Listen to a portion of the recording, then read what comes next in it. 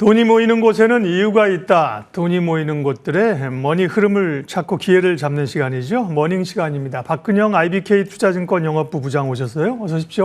안녕하십니까? 네, 오늘 다행히 시장이 좀 반등이 비교적 강하게 나오고 있는데 오늘도 시장 키워드 통해서 투자 아이디어 찾아보겠습니다. 첫 번째 키워드인데요. 조선기자재군요. 트럼프 효과로 본격 성장 궤도 진입할 것 같다. 조선주가 오늘 이제 강한 반등에 동참을 하고 있습니다.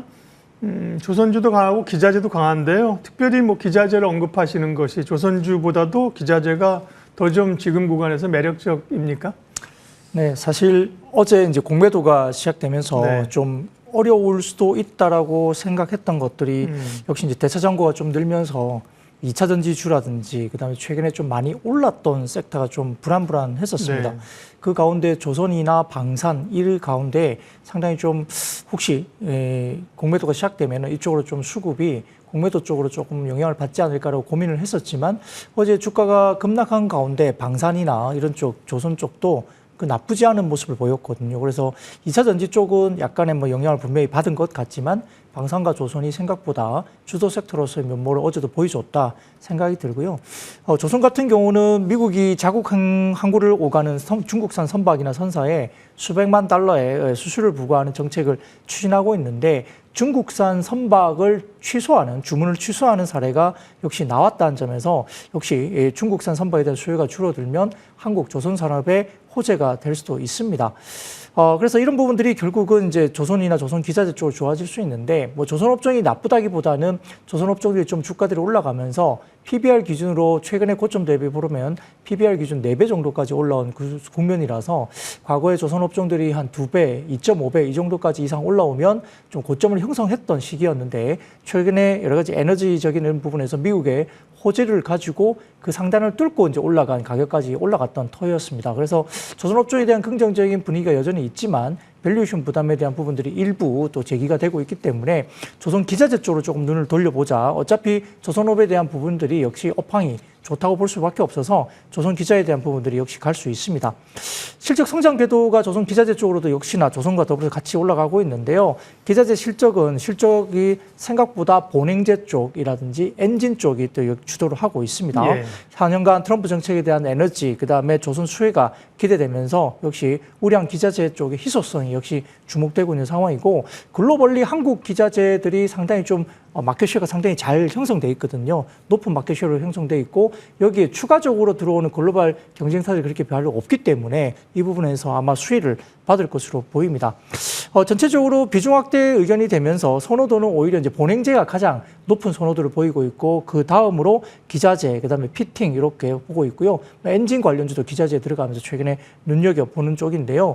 역시 조선 기자재 쪽에 최근에 커버리지 6개사 정도 합산 영업이익을 본다면 매출액은 9,390억 원대 정도로 전년 대비로도 11% 이상 성장할 거로 보이고 영업이익도 한 900억 정도로 6개사 합산 영업이익이 그렇게 나옵니다. 전년 대비 70% 이상의 성장을 보일 거로 보여서 조선 기자재 쪽에 관련된 부분들이 역시나 주목을 받는 상황인데 역시 일부 종목이 컨센서스나 높은 괴율이 있겠지만은 본행제 2개사 역시 동성 화이텍과 한국 카본 쪽에 어떤 두드러진 실적이 좀 보일 가능성이 높다 보이는 거고요. 한화 엔진이라든지 그다음에 세진중공업 이런 쪽은 안정적인 성장이 그대로 확인될 가능성이 높고 피팅은 일단은 연말에 좀 쉬어갔기 때문에 하반기 이후로 올해 연초로 들면서 조금 더 성장 쪽으로 일단은 좀 더 천천히 올라갈 가능성이 높다고 보입니다. 그래서 일단은 선호도 쪽에서는 아마 제가 보기에는 기본적으로 본행제 쪽이 가장 좋고요. 엔진 등의 기자재, 그다음에 피팅 이 정도로 순서를 잡으시면 될 것 같습니다. 네, 본행제, 엔진, 그다음에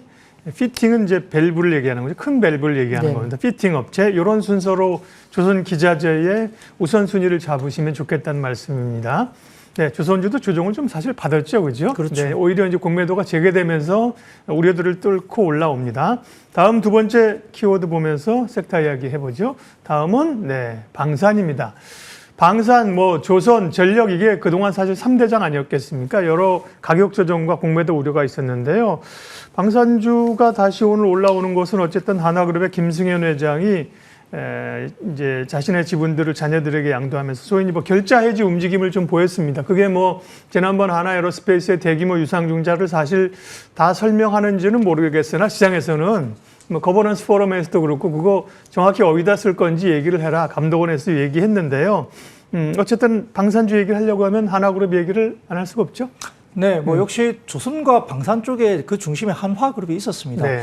최근에 뭐 한화는 이 야구도 굉장히 조금은 드라마틱하게 하는 뭐 네. 그런 그룹인데 엄청나게 한화그룹에 대해서 좀 개인 투자자들 사이에 좀 부정적인 이미지가 좀 많았던 것 같아요. 그러다 보니까 자꾸 화가 난다 이런 말씀을 네. 많이 하셔가지고 화나그룹 이렇게 이야기도 많이 하셨는데 오히려 최근에 방산과 조선 쪽에 주도를 했던 흐름을 본다면 하나 에어로스페이스까지 본다면 상당히 좋은 흐름을 보였던 그룹으로 볼 수도 있겠습니다. 그래서 결자 해지를 하신 것도 있고 그렇기도 한데 아무튼 말씀드렸듯이 이 방산과 그다음에 조선 쪽이 이 공매도 시작됐을 때 상당히 좀 우려가 좀 있을 수 있었지만 오히려 공매도가 재개되면서 어제 같은 경우에 강한 모습을 또 다시 보여줬다. 물론 고점에서 조정을 일부 좀 먼저 받았기 때문에 네. 어쨌든 3월 초 중순 즈음에 먼저 선조정을 받고 공매도가 재개되면서 오히려 올라가는 모습을 보이고 있고 특히 오늘 같은 경우에 최근에 상대적으로 오히려 빠졌던 LIG 넥스원이 오늘 상승폭도 어느 정도 의미 있게 나온다는 점도 역시나 이제 키 맞추기로 들어가면서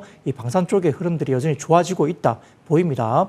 러시아와 우크라이나 전쟁의 이슈가 아직은 뭐 끝나지 않았지만 약간의 뭐 종전 형태로 조금 넘어가는 그런 분위기가 나타나고 있어서 이쪽과 관련된 모멘텀은 이제는 뭐 없다고 보시면 될 것 같고 다만 최근 들어서 유럽 쪽이 자체적인 자립 국방에 대한 이야기가 굉장히 불거지고 있고요. 여기에 따라서 트럼프 대통령도 나토 쪽에 대해서 GDP 대비 2% 정도의 국방비 지출을 기준을 갖고 있었는데 이 기준을 5%까지 강력하게 요구를 하고 있습니다.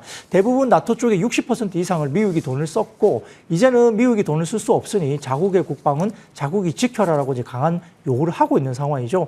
내부적으로 지금 유럽 쪽에는 GDP 대비 3.5% 정도까지는 올리자라는 이야기가 내부적으로 나오고 그리고 영내에서 그러니까 유럽 내에서 어떤 국방 관련된 어떤 무기 체계를 좀 더 수입할 수 있는 자립심을 좀 뭔가 길러야 된다. 이런 펀더를 좀 이야기를 하고 있는데 실질적으로는 이렇게 자립적으로 이렇게 들을 수 있는 부분도 상당히 쉽지 않다고 나오고 있습니다. 그래서 한국 등의 무기 체계를 결국 단기적으로 한 1, 2년 이상은 수입을 해야 된다 이렇게 이야기가 나오고 있는 상황인데 결과적으로 지금 최근에 방위비가 나토 쪽, 유럽 쪽이 많이 올라가고는 있지만 아직까지는 인력 쪽에 쓰는 자금들이 60%가 넘는다고 합니다. 그래서 실질적으로 무기 체계에 대한 구입에 대한 비용이 상당히 지금 아직은 낮게 형성돼 있다 이야기가 나오고 있기 때문에 전반적으로 지금 나토 쪽의 GDP 대비 방위비 부담도 높아지면서 무기 체계에 대한 비중도 올라갈 가능성이 높다고 보고 있습니다. 나토의 GDP 대비 방위비 부담은 3.5% 정도로 뭐 5%까지 일단 증가할 것을 가정하고 있는 수치를 지금 현재 시장에서 보고 있는데 폴란드는 4%를 이미 넘겨서 4.5% 정도 되고 있고요. 미국은 3.5%까지 유지를 가정하고 있는 것 같습니다. 그래서 과거의 기간별로 본다면 방위비 지출의 연평균 성장을 보면 77년부터 92년까지 냉전기 시기를 보면 방위비 지출이 연평균 6.6% 성장을 했는데 실질적으로 냉전 해체 이후에 평화 시기였던 93년부터 99년도까지는 0.4%의 연평균 성장이 굉장히 낮았고요. 9.11 테러나 2007년 러시아의 유럽안보 협력회의가 체결된 유럽 재래식 무기 감축 조약 일방적 이행 정지 사건이 되면서 2000년부터 2013년까지는 6.3%의 연평균 성장을 보였습니다. 최근 들어서 러시아 우크라이나 전쟁 발발 때문에 22년부터 24년까지는 연평균 3.4%의 성장을 기록했는데 미국을 제외한 나토 국가 간 방위비 연평균 성장률이 21년까지는 3.1% 그리고 22년부터 24년까지는 17.5%나 급증을 한 것 그런 상황이거든요. 여기다가 24년부터 30년까지 국방비 비율을 3.5%로 가정을 한다면 해당 기간 연평균 성장은 11.8%나 상당히 높아지는 거고 예. GDP 대비 5%까지 달성을 하게 되면 연평균 18.5%로 급성장하게 됩니다. 이것들이 대부분 다 군비 확장이 결국 인력보다는 새로운 무기를 사는 쪽으로 돈이 많이 배정이 될 가능성이 높기 때문에 결국은 이렇게 보이는 거고요.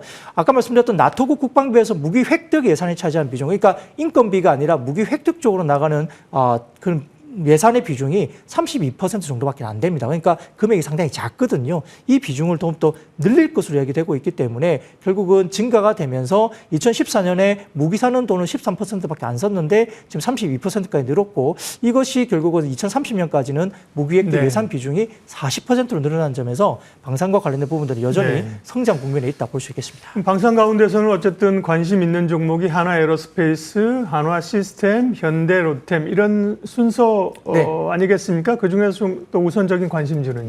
현대로템이 최근에 이야기들이 많이 나오고 있고요. 물론 뭐 주가가 뭐 6만 원 선에서 좀 주춤거리다가 10만 원으로 네. 바로 그냥 땡겨버렸기 때문에 상당히 좀 상승폭이 크기도 하지만 롯템 같은 경우에 사실은 할인이 되었죠. 뭐 전동이라든지 여러 가지 뭐 이런 것들 때문에 순수 국방이나 이런 쪽을 하는 쪽보다는 조금 롯템이 단기적으로 계속적으로 할인을 디스카운트를 받으면서 멀티플을 낮게 받았거든요. 예. 근데 최근 들어서 뭐 K2 전차라든지 2차 관련된 이행이 지금 뭐 여러 가지 폴란드뿐만 아니라 다변화된 국가로 좀 더 이어줄 수 있다는 네. 점, 이것 때문에 현대 롯템에 대한 관심이 상당히 높아지고 네. 있습니다.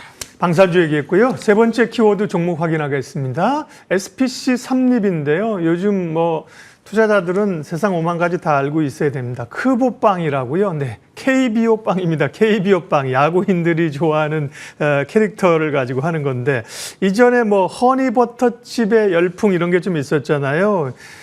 어떻게 해석해야 돼요? SPC 삼립 크보빵은. 그렇죠. 뭐 아까 제가 한화그룹 말씀드렸지만 네. 한화는 야구만 잘하면 된다 말할 정도로 네. 상당히 뭐 우리가 야구를 사랑하고 있는 민족인데 네. 저도 뭐 야구를 굉장히 좋아합니다만 지금 지난 20일 날 출시되면서 크보빵이 판매 3일 만에 100만 봉을 판매를 했다고 해요. 네. 그러니까 엄청나게 많이 팔린 건데 지금 이게 10개 종의 빵에는 9개 구단의 마스코트와 소속 야구 선수 등 215종의 스티커가 띠부실이죠. 들어있는 거죠? 스티커죠. 네. 우리가 이제 포켓몬 빵 때 띠부실 네. 이제 많이 네. 모았잖아요. 그래서 야구 팬들 수입 욕구를 강하게 자극하고 있는데 제가 지금 50대 정도 초반이지만은 제가 어렸을 때도 야구 선수 카드 모으면서 이렇게 앨범처럼 네, 이렇게 그렇죠. 해가지고 끼워 넣었던 그런 기능이 아주 한 3, 40년 전에 기억이 납니다. 그게 지금 열풍이 되고 있는데 비슷한 사례로 지금 포켓몬 빵 같은 경우는 출시 후에 3일 동안 75만 봉이 판매됐는데 네. 이게 지금 넘어선 거거든요. 지금 크보빵이 100만 봉 팔렸기 때문에 엄청나게 돌파가 굉장히 높습니다. 그래서 이런 포켓몬빵의 주요 소비층이 10대, 20대였다면 크보빵 같은 경우는 30, 40대로 20, 30대로 올라가면서 구매력이 굉장히 높아지고 있는 거죠. 네. 돈이 많다는 겁니다. 그래서 지금 아마 개당 크보빵의 가격은 1,900원인데 포켓몬빵이나 크림빵 등 일반 양산빵보다 높은 가격이니까 평균 단가와 ASP가 상당히 높아지고 있고 이익률도 높아지게 되죠. 그래서 이렇게 되고 아마 월 기준으로 한 100만 개 정도 수준의 지금 캐파를 갖고 있다고 하거든요. 그래서 지금 이렇게 상태로다면 예. 3월부터 됐기 때문에 2분기부터는 크보빵의 본격적인 분기 이익에 대한 부분들이 업데이트가 나옵니다. 그렇기 때문에 상당히 이익 성장률이 높아질 가능성이 높고 네. 현재 주가가 좀 올랐지만 밸류에이션 PER이 6배 수준으로 아직까지는 상당히 매력적인 가격 구간을 볼 수 있겠습니다.